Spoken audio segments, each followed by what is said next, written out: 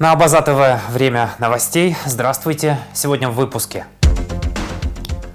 Парламент принял в первом чтении проект закона о поправке к Конституции Республики Абхазия об увеличении возрастного ценза депутата Народного собрания и президента Республики Абхазия.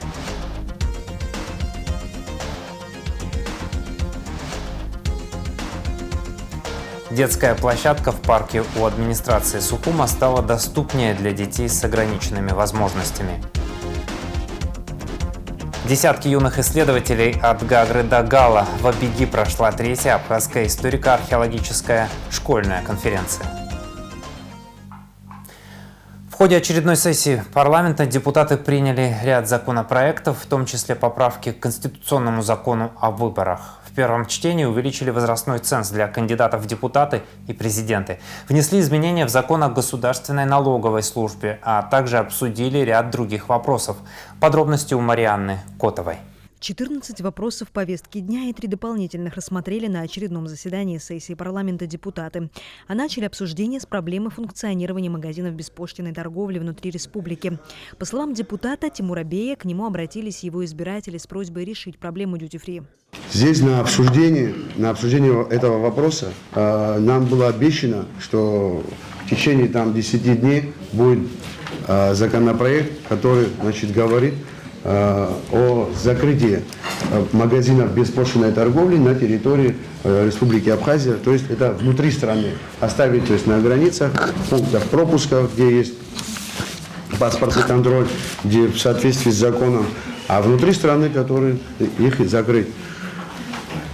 А потом пришел к нам недавно, 20 февраля, пришел законопроект, который говорит, что те лицензии, которые были выданы ранее внутри страны, будут закрываться в 30 году, то есть через 4 года.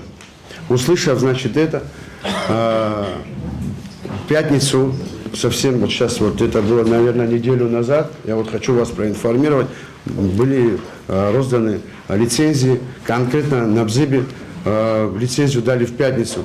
20 где-то февраля пришел законопроект о закрытии внутри страны на продление на 4 года. 31 декабря 2029 года до этого времени они могут работать. И в пятницу дают лицензию на открытие этого магазина беспошлиной торговли. Вообще логику не могу понять. Однако, по словам министра по налогам и сборам Эдгара Бения, магазины дьюти-фри работают внутри страны на законных основаниях. В таможенном кодексе, где описывается деятельность магазинов беспошлиной торговли, используется терминология, которая позволяет открывать магазины беспошлиной торговли на всей территории, на таможенной территории Республики Абхазия. Обычный обыватель может рассуждать в плане того, что таможенная территория – это там где-то на границе, где переходишь в таможенный пост. На самом деле таможенная территория страны – это вся сухопутная часть нашего государства. Соответственно, именно там в самом начале заложена возможность открывать магазины беспошлиной торговли на любой территории при согласовании всех заинтересованных сторон и выдаче соответствующей лицензии. В ходе полемики депутаты предположили, что при рассмотрении закона о запрете магазинов беспошлиной торговли они своим решением могут установить более ранний срок. Хотя, по мнению спикера парламента Лаша Ашуба, не совсем справедливо, что разрешение на деятельность выдает Кабинет министров, а когда ситуация становится проблемной, запретительные меры приходится принимать парламенту. У депутатов возникал вопрос резонный. Почему, когда разрешают, никто это с парламентом не согласовывает, а как нужно запретить, должны депутаты запретить. Это справедливый и правильный вопрос, наверное, да? Потому что это в руках исполнительной власти, и они должны это контролировать, это их прерогатива. Мы можем прописать в законе и прерогативу забрать себе каким-то образом, но мы же этого не делаем, но как непопулярное решение, так оно оказывается у нас. Во втором чтении депутаты приняли проект закона о внесении изменений в закон о порядке рассмотрения обращений граждан. Его дополнили возможностью обращения в государственные органы помимо граждан еще и юридических лиц. Затем в первом чтении поддержали поправки в Конституционный закон о выборах депутатов парламента. Эта инициатива направлена на совершенствование порядка формирования списков избирателей. Законопроект предполагает принципиальное изменение модели формирования списков с целью повышения достоверности данных об избирателях, включая включая актуализацию информации о наличии гражданства, месте жительства и дееспособности граждан. Выборы проходят, окружные местные избирательные комиссии, они предоставляют списки, они бывают недостоверными иной раз. Каждый раз сталкиваемся, 5 лет назад умершие там оказываются и выписаны. А сейчас будет ЦИК представлять МВД перед выборами, и централизованно все четко будет, четкие данные будут у нас. Теперь ответственность за достоверность данных будет лежать и на Центральной избирательной комиссии, и на МВД. Очень часто проблемы в этих списках не только потому, что не исключили лиц, которые там, ушли из жизни, их родственники не получили свидетельство о смерти. В том числе, когда некорректно в базу данных вносятся адреса, и уже в ЦИКе, в окружных комиссиях разбивают по участкам, получалось, что жители одной улицы включали в соседние избирательные участки. Сейчас же тот проект, который предложен депутатом Бея, узаконивает и вводит ответственность, прописывает, что и Центральная избирательная комиссия, и МВД несут ответственность за достоверность составляемых списков избирателей. И мое предложение поддержать данный законопроект в первом чтении, но не в окончательном. Пригласите представителей МВД на комитет и представителей ЦИКа, чтобы они проговорили моменты, может что-то им надо добавить в этот законопроект, что-то еще, какие-то нюансы учесть, но сама концепция, на мой взгляд, она заслуживает поддержки. Депутаты рассмотрели в первом чтении вопрос об увеличении возрастного ценза для депутатов и президента. Проект поправки к Конституционному закону предусматривает, что избираться в депутаты можно будет лицам не моложе 33 лет. Сейчас по Конституции этот возраст составляет 28 лет. А в президенты, согласно предполагаемому проекту, можно будет выдвигаться с 45 лет. Сейчас этот возраст определен в Конституции как не моложе 35 лет и не старше 65. Проект закона предполагает установить нижнюю границу 45 лет. Верхняя граница же будет обсуждаться во втором чтении. Верхний предел для президента есть только в Абхазии, в Туркменистане. Больше нигде нету. Просто я вообще против такого ограничения. Для чего у нас человеческий ресурс очень маленький. Да, и поэтому для чего нам, если кто-то говорит, шизофреник будет там, потому что если народ хочет, самый главный цензор – это народ. Также в первом чтении депутаты приняли проект закона о внесении изменений в некоторые законодательные акты Республики Абхазия в сфере государственного регулирования цен. Автор проекта Резо Зандария предложил поручить формирование тарифов Министерству экономики. Нет того органа на местах, который мог бы сегодня справедливо высчитать тот или иной тариф. Нет специальных так называемых это профессии, да, это профессиональный вид деятельности, достаточно высоко экономист, не просто экономист, а специальный экономист, который умеет эти тарифы считать. Это отдельное направление в экономике. И считаю, что разбивать его на 10, на 15 так называемых там ведомств и организаций не представляется. Посчитать тариф уборки мусора, сколько обходится в Гагринской зоне или в зоне города Сухум или в зоне города Чимчира, не представляется никакой сложности, вообще никакой сложности. Предоставляются все те... Нет, не единый тариф будет рассматриваться, и он будет управляться единым органом, кабинетом министров. Сегодня он не управляется кабинетом министров. Однако мнение администрации президента по этому вопросу другое. Как говорит Дмитрий Шамба, целесообразнее оставить право формировать тарифы органам местного самоуправления, так как там лучше знакомы с ситуацией. Мы считаем, что принятие данного законопроекта, то, что на сегодняшний день полномочия по установлению тарифов в этой сфере принадлежат органам местного самоуправления, то есть в каждом районе по предложению администрации районов, исходя из особенностей, потому что стоимость вывоза, скажем, там, бытовых отходов в Сухуми, она разнится со стоимостью и себестоимостью там, в Гагрском районе или в другом районе Абхазии. И эти полномочия забирать у органов местного самоуправления и передавать кабинету министров, чтобы министерство, на наш взгляд, это на практике, тем более, когда мы говорим о методологии, это приведет к тому, что мы будем рассчитывать рыночный тариф, и это приведет на практике к увеличению тарифов в сфере ЖКХ. Поэтому данный законопроект администрация президента не поддерживает, потому что его вступление в силу на практике сложится такая ситуация, которую я говорил выше. В первом чтении депутаты приняли проект закона об особенностях предоставления льгот по оплате коммунальных услуг. Согласно статье 4 законопроекта, право на 50% скидку при оплате коммунальных услуг получают следующие категории граждан: многодетные семьи, учителя дошкольных и школьных общеобразовательных учреждений, малоимущие семьи, одинокие пенсионеры, младший и средний медперсонал государственных учреждений здравоохранения. Также на комитете присутствовал министр финансов и министр экономики. И все вопросы необходимые, которые должны были прозвучали, и ответы тоже. В принципе, мы очень конструктивно подошли к этому вопросу. Также, согласно проекту закона, Кабинетом министров устанавливаются лимитированные льготы обеспечения коммунальными услугами.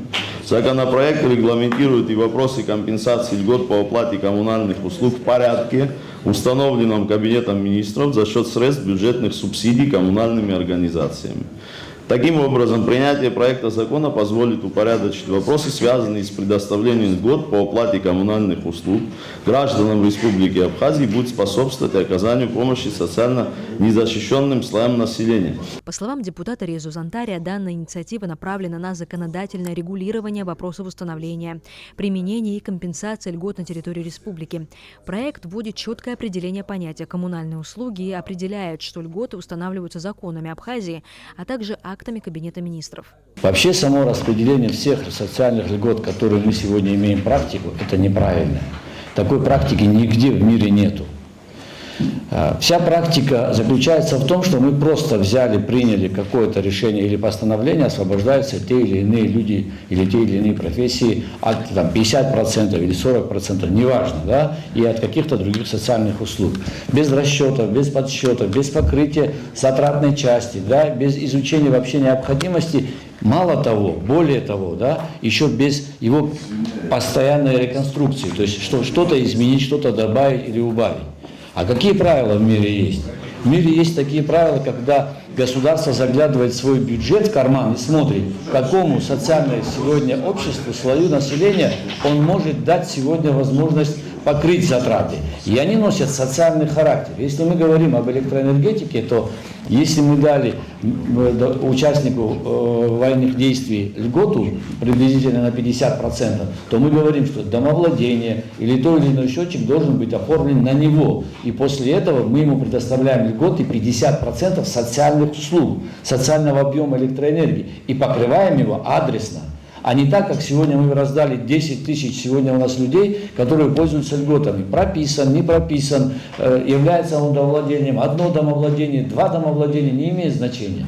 И когда такие люди, как учителя, наверное, остаются за пределами вот этого объема, становится таким, как-то несправедливым. Но кто это должен делать? Это прямая задача нашего правительства. Но другой возможности передать нету.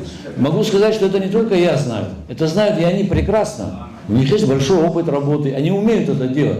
Просто сейчас влезать туда, это непопулярно для них будет. Да? И они будут там какие-то свои рейтинги, наверное, терять. Но это нужно сделать. Тогда будет социальная справедливость. Однако предложение вызвало бурное обсуждение. Вызывает вопрос, насколько целесообразно лишать льгот одни категории граждан, ссылаясь на необходимость поддержки отрасли, но наделять льготами других.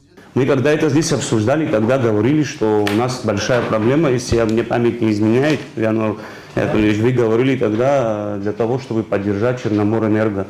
Но я что-то не могу понять, мы одной рукой рубим тех, кто получает, для того, чтобы поддержать Черноморэнерго, а другой рукой хотим, наоборот, дать льготы людям. Почему тогда? Я считаю, что это несправедливо. Я понимаю, что сегодня, к сожалению, у нас в государстве многие должны получать, судя по тому, как мы живем, да, многие нуждаются в этих льготах.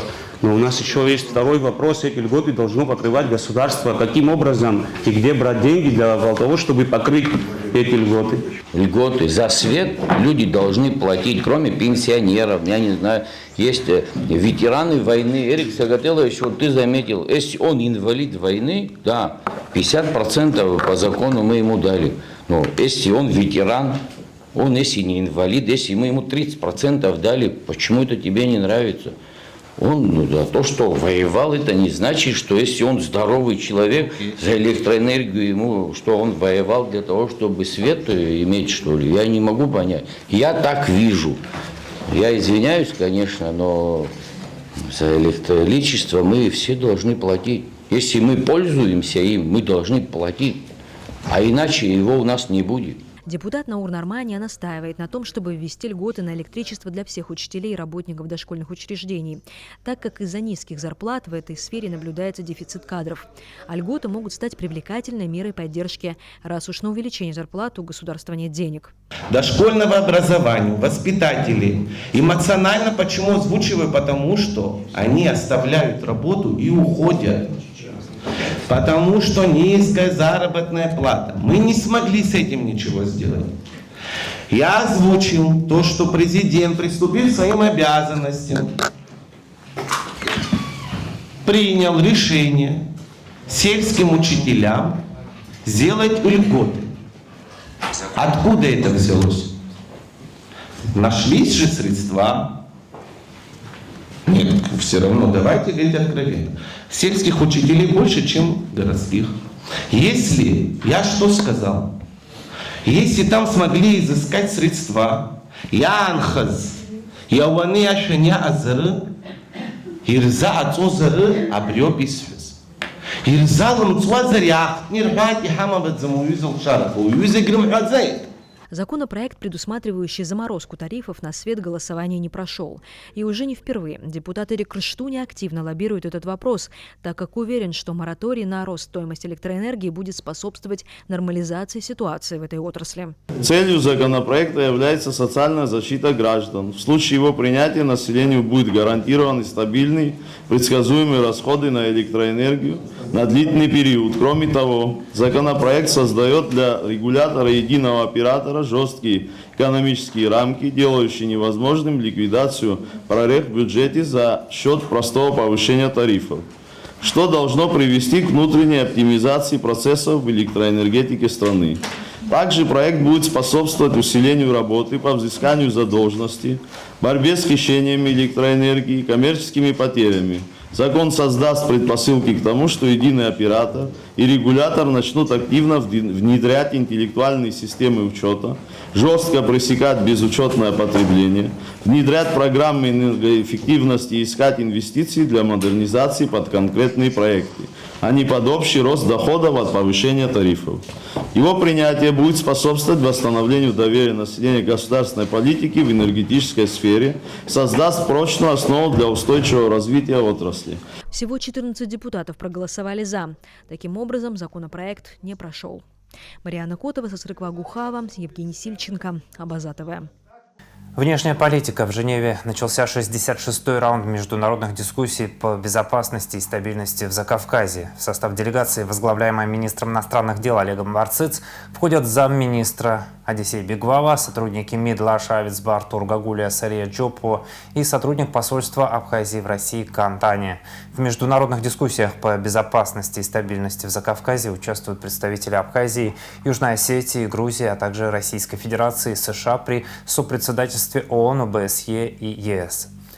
Министр энергетики Абхазии Батал Мужба проверил, как идут работы по модернизации электросетей и оснащению домов приборами учета в Сухуме. В настоящее время работы ведутся в нескольких многоквартирных домах нового района и в массиве Гумиста. Специалисты меняют силовые кабели, обновляют оборудование в подъездах, устанавливают новые щиты и счетчики. Жители домов, где уже завершили модернизацию и установку счетчиков, отмечают, что напряжение в сети стало значительно лучше. Для ускорения темпов работ количество задействованных специалистов было увеличено.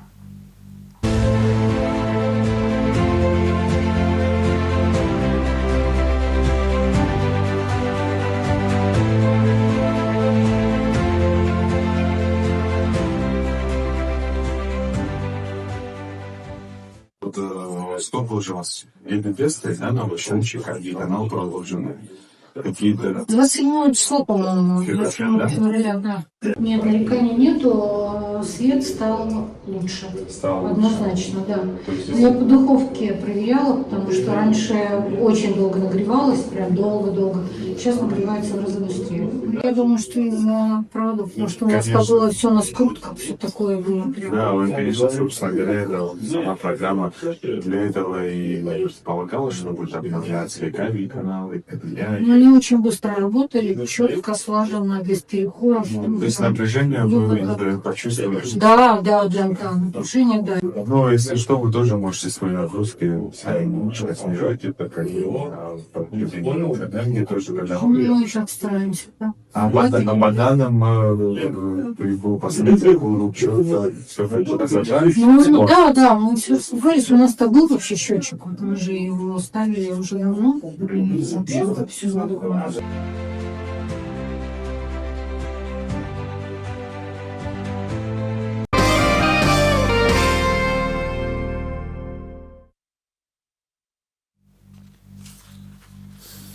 День в истории. Референдум, который не предотвратил распада. 35 лет назад, 17 марта 1991 в Абхазской ССР был организован референдум, являющийся частью всесоюзного референдума о сохранении СССР, в ходе которого населению было предложено выразить свое мнение относительно нового союзного договора, которым Советский Союз преобразовывался в менее централизованное государство. Абхазия, принявшая участие в голосовании, высказалась за его сохранение. Первым заместителем председателя Совмина Абхазской ССР и председателем Центральной республиканской комиссии по проведению референдума был тогда Энвер Кабба. В интервью итальянскому телевидению он так прокомментировал итоги референдума. Объявив о своем суверенитете, мы декларировали о том, что все это основано на демократических принципах. Никакого насилия и подтверждение желания народов республики, а не только абхазской стороны. Подтверждением этому являются результаты референдума, проведенного 17 марта. Абсолютно большинство народа заявило о своем желании быть в составе обновленного Советского Союза на правах равноправных государственных единиц. Мы понимаем, что мы небольшая республика, но мы совершенно справедливо ставим вопрос о том, что мы равны среди всех. И народ нас поддерживает в нашем стремлении быть именно самостоятельным государственным объединением в составе обновленного Союза. Вот референдум показал, абсолютное большинство проголосовало, хотя были очень сложные ситуации, вплоть до того, что был создан комитет специальный, который препятствовал волеизъявлению народа. Но ничего не получилось. Полную версию интервью Энвера Кабба, бывшего в 1991 году председателем Центральной республиканской комиссии по проведению референдума, смотрите в эфире Абаза ТВ в воскресенье, 22 марта. 37 лет назад, 18 марта 1989 года, в селе Лыхны состоялся многотысячный исторический сход абхазского народа, принявший обращение к руководству СССР с требованием восстановить статус Абхазии как союзной республики. Этот день считается знаковой датой, выразившей волю народа, и ежегодно отмечается в Абхазии как пример единства. В течение многих десятилетий с момента насильственного включения Абхазии в состав Грузинской ССР абхазский народ не имел возможности влиять на социально-экономические, политические и культурные процессы на своей родине. В эти годы закрывались абхазские школы, запрещался абхазский язык, менялась топонимика. 13 декабря 1988 года в Сухуме в помещении Абхазской государственной филармонии состоялся учредительный съезд движения Айтглера, а уже через 4 месяца состоялся общенациональный сход абхазского народа в селе Лыхны. Ему пытались противостоять многие, вспоминает Владимир Зантария. Мы старались всячески не допустить проведения схода, потому что не знали, что это за сход и какой он будет иметь резонанс, и каковы будут последствия для Грузии. И приходилось ночами встречаться там Ну, конечно, очень такую серьезную поддержку нам в этом оказывал Константин Озган. Он был руководителем района тогда. И вот это все помнится, знаете, что очень нелегко было, очень напряженная была ситуация. Тогда, ровно 30 лет назад, Владимир Зантария зачитал Лыхнинское обращение, коллективное письмо, написанное видными представителями Абхазского национально-освободительного движения. На поляне собралось по разным подсчетам около 36 тысяч человек. О такой цифре боялись даже думать, но большая поддержка со стороны национальных общин сыграла свою роль.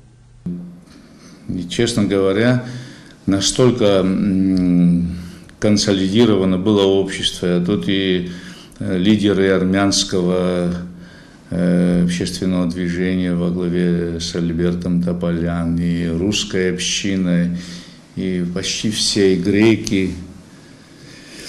Ну, работа очень серьезная была проведена. Это, конечно, имело очень серьезное такое значение, потому что мы, во-первых, в политическом плане, в плане внешнеполитическом, потому что очень много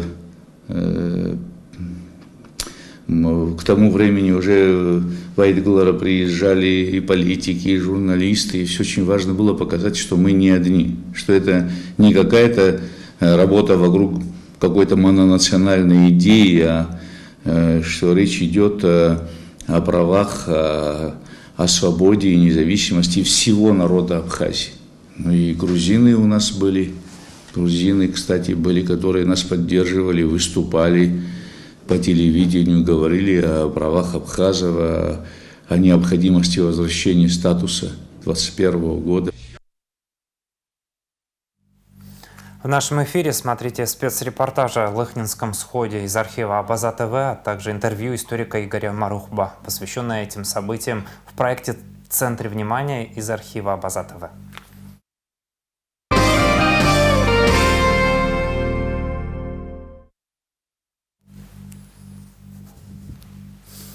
В Абхазском институте гуманитарных исследований прошла третья Абхазская историко-археологическая школьная конференция. В течение дня участники работали сразу в нескольких секциях, от истории и этнографии до археологии и полевых раскопок. В программе десятки докладов, экскурсия в Сухумскую крепость и обсуждение современных подходов к изучению прошлого. Свои исследования представили школьники со всей республики, от античности и Великого Шелкового пути до архитектурных памятников и археологических находок. О том, как проходит эта конференция и чем живет юная историческая наука, в репортаже Заура Кварчи. Образ ученого-историка обычно ассоциируется с почтенным профессором в тишине кабинета. Но сегодня в актовом зале Абхазского института гуманитарных исследований все иначе. Здесь шумят, спорят и волнуются те, кому еще только предстоит получить аттестат зрелости. Третья историко-археологическая школьная конференция собрала десятки юных исследователей со всей республики, от Гагры до Гала. Организована конференция БИГИ при поддержке Министерства просвещения Абхазии и представительства Россотрудничества в республике. Проводим международную, мы можем сказать смело, абхазская историко-археологическая конференция. Третий раз уже. И каждый раз границы расширяются. И каждый раз темы становятся еще более интереснее. И каждый раз мы наблюдаем, что любовь к истории, к археологии растет. Мы можем сказать смело, если вы принимаете участие на научной конференции, вы уже молодые ученые, делаете шаги, значит, мы должны глубже еще изучать историю и археологию. Рад видеть молодые лица, потому что когда говорят про научную конференцию, всегда у всех возникает такой образ, сидят такие суровые, убеленные сединами люди, да, которые рассказывают какие-то такие умными словами, иногда что-то непонятно.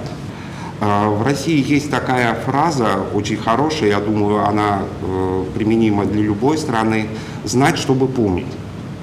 Считаю, что именно через знание, через познание истории своего родного края, своей малой родины, своего города, села, мы и сохраняем память о своем прошлом и можем полноценно строить свое будущее, не открещиваясь от того, что было. Темы докладов от античности до новейшей истории. 11-классники Нал Габня из Сухумской школы номер 3 исследуют роль Абхазии на Великом Шелковом пути. В своей работе он показывает, как через регион проходили торговые связи между Востоком и Западом. Я выбрал тему Абхазия в сегменте торговли на Великом Шелковом пути. Я выбрал эту тему, потому что я хочу отметить значимость Абхазии в развитии других государств и мировой торговли. Лалита Гогохия приехала из Гала. Ее выбор пал на одну из самых живописных достопримечательностей страны – замок принца Альденбургского. Для нее история – это не только сухие даты, но и эстетика архитектуры. Надо было выбрать что-то археологическое и историческое. Я могла написать за Анакапию, но мне кажется, многие уже писали за Анакапию, и меня сразу впечатлила архитектура этого замка. То есть это очень, мне кажется, эстетичное место и замок. То есть мне кажется, каждая девочка хочет быть принцессой и почувствовать себя как в роли принцессы. Если для кого-то история – это застывшая в камне красота, то для других это кропотливый труд в поле. Самой юной участнице конференции, Беренике Требелевой, всего 10 лет, но она уже полноправный член археологической экспедиции. Свой доклад Береника посвятила керамике из крепости Цибилиум, которую нашла и изучила сама. Тетя моя Галина Викторовна, она со мной руководит, я у нее в экспедиции работаю, мою керамику. И когда мы поднимались на крепость, мы обнаружили керамическую яму, а в отвале была керамика. Я ее взяла с собой, чертила, нарисовала и в туши обвела ее. Я обратилась к литературе одной, и там был разные... Я к Трамшу обратилась, Мамабедович, и Воронову Юрию. И я, когда Воронов, я прочитала могилу Апселов и заметила, что там стенки от такого же типа, какой я и нашла. И донт такой, раструд такой же, и венчик такой же. Вот, и мне стало интересно, из-за этого я сделала такой доклад. И такая преемственность – главная цель конференции. По словам российских коллег, работающих в республике десятилетиями, Абхазская археологическая школа всегда была очень сильной. И сейчас важно передать эти знания новому поколению. Четверть века, как я работаю в этой республике, да, соответственно. И я скажу, когда я приехала в эту республику, меня очень поразила та археологическая школа, сильная археологическая школа, которая была в этой республике под руководством Вадима Викторовича Бжания.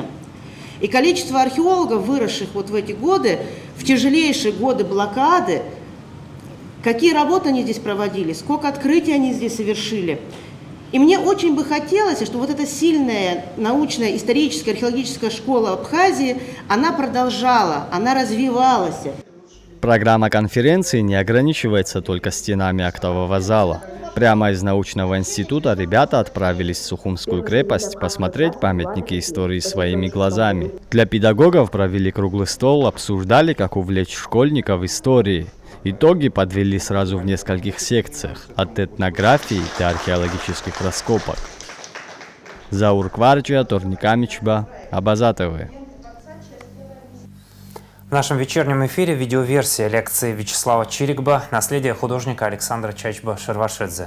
Лекция председателя культурного благотворительного фонда имени Чачба-Шервашидзе состоялась на днях в центре «Проспект». Вячеслав Чирикба собирает коллекцию работ, связанных с именем первого абхазского профессионального художника. На лекции «Наследие художника Александра Чачба-Шервашидзе» Чирикба показал несколько работ из своей коллекции, которые он собирается передать в будущий музей художника в Сухуме. Организатор состоявшегося мероприятия – благотворительный фонд «Асарки». Детская площадка в парке у администрации Сухума стала доступнее для детей с ограниченными возможностями. Общественная организация «Алшара» установила специальное оборудование и организовала инклюзивный праздник в честь открытия с аниматорами и подарками. Подробнее Надежда Боровикова.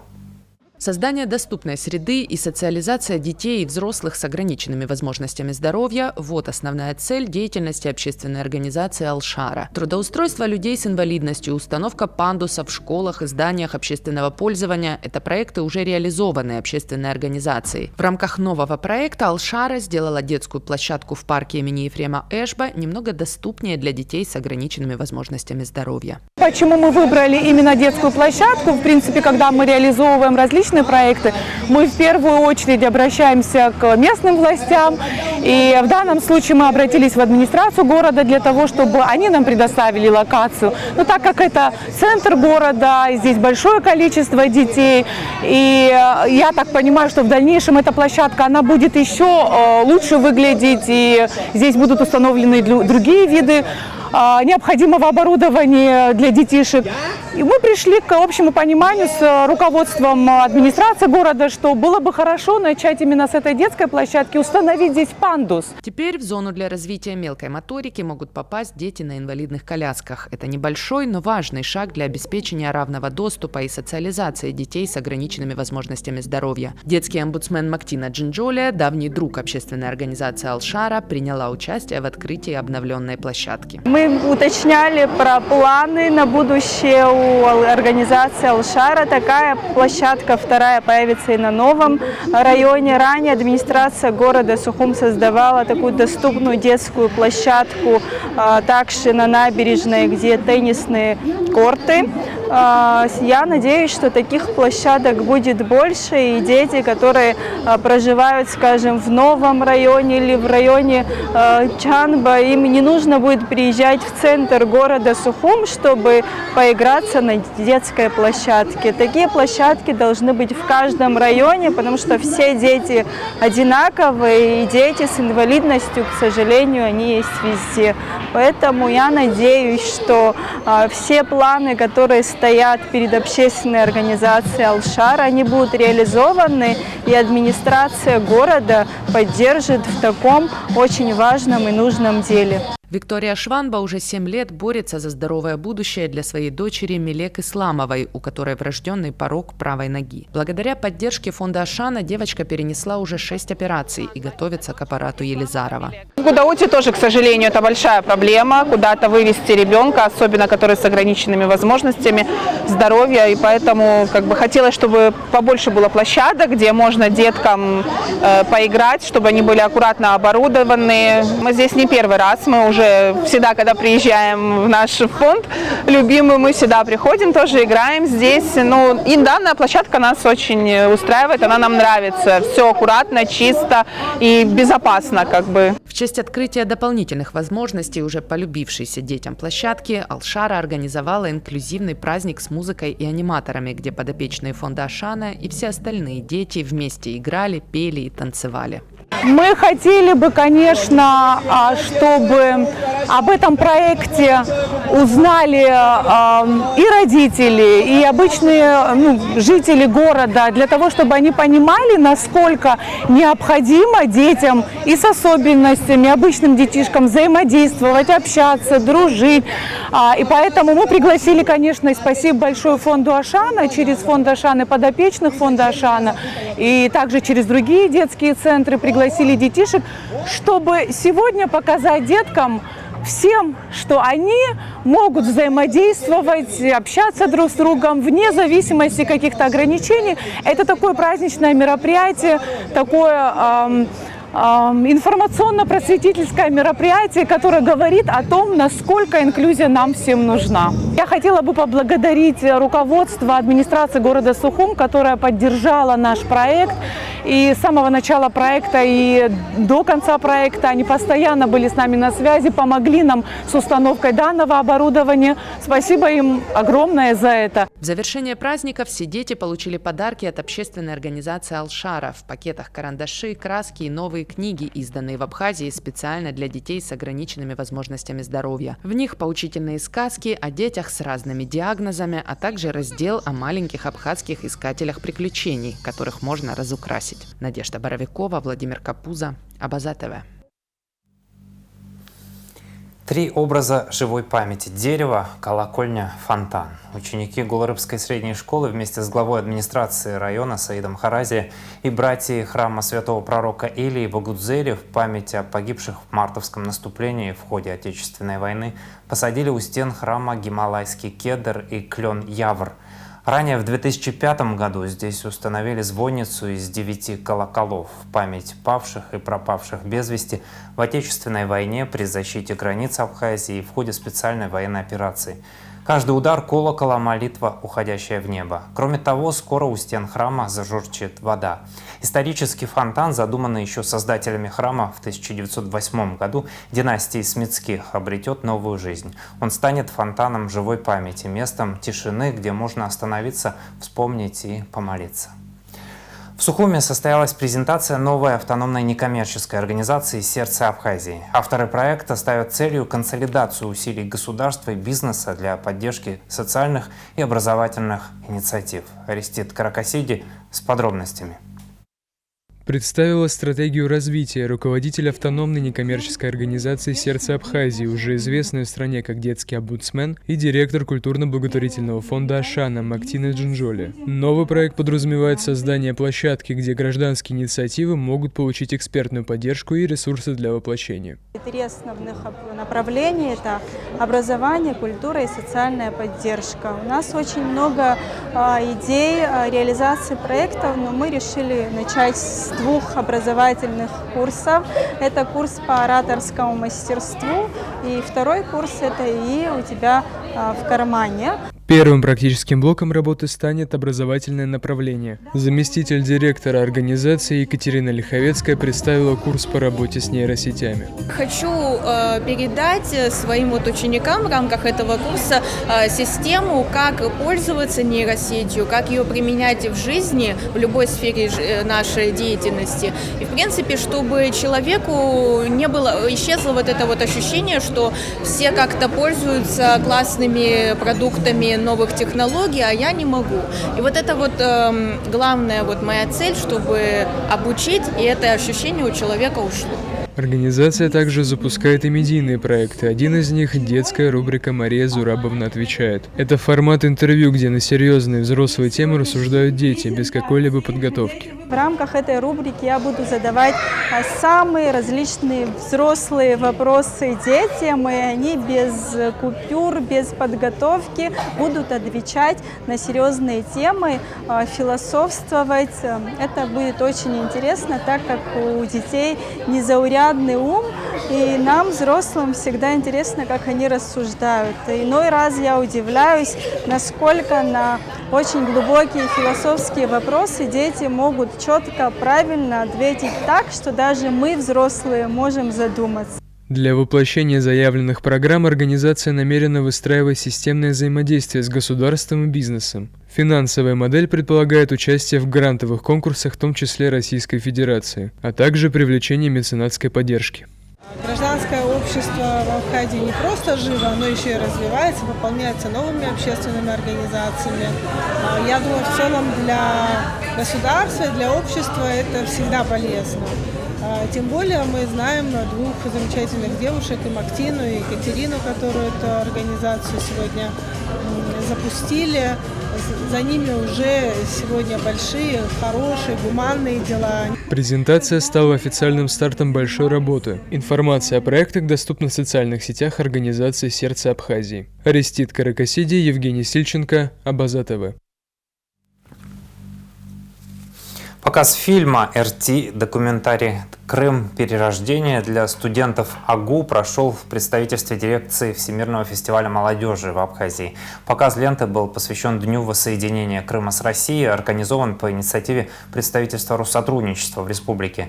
Его руководитель представительства в Абхазии Вадим Банников подчеркнул, что воссоединение Крыма с Россией – важное событие. Фильм повествует о предыстории тех событий, как проходил референдум, как удалось избежать кровопролития и что обо всем этом думают сами жители Крыма. Об этом сообщает «Спутник Абхазии». Союз журналистов Абхазии проведет в 2026 году творческий конкурс на лучшую журналистскую работу по теме «Село сегодня» Акыта Яхья. Такое решение принято на заседании Президиума Союза журналистов Абхазии 17 марта. На конкурс принимаются журналистские работы в различных жанрах, опубликованные в течение 2026 года в печатных и интернет-изданиях, прошедшие в эфир на телевидении и радио. Члены Президиума Союза журналистов также обменялись мнениями относительно процедуры присуждения почетных званий заслуженных журналист Республики Абхазия и требований к кандидатам, обозначенным в законе о государственных наградах и почетных званиях.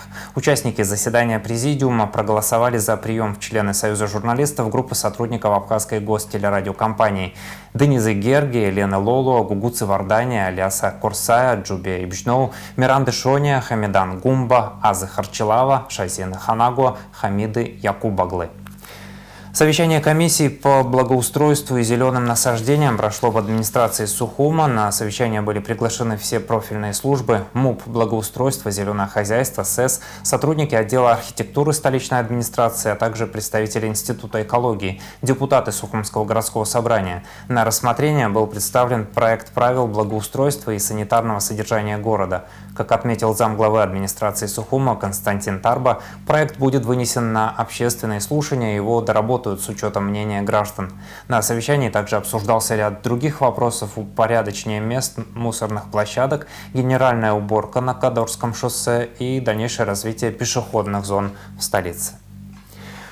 Продолжаются работы по благоустройству дорожного полотна и парковочной зоны по улице Дзидзария в районе Сухумской городской поликлиники. Как рассказал директор горстройпроекта Астамур Пипи, планируется восстановить тротуарную зону и облицевать природным камнем подпорную стену на части улицы Дзидзария.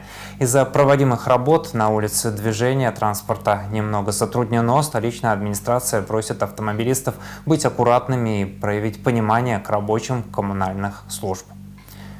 Внимания воды не будет. Водоканал столицы сообщает, что в связи с подключением нового водопровода на улице Басария в четверг, 19 марта, с 0 до 21 часа будет прекращена подача воды в районах города Сухум. Улица Эшба, Старый поселок, Нагорная и центральная части города, рынок ВМ, Маяк. Сейчас о погоде.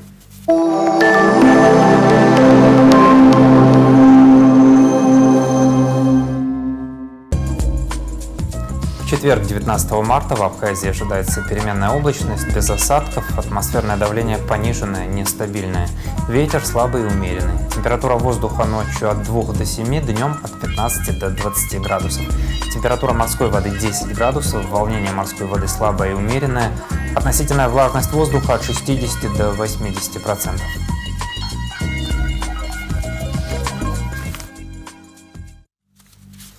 На этом пока все. За развитием событий следите на Абаза ТВ. До новых встреч в эфире.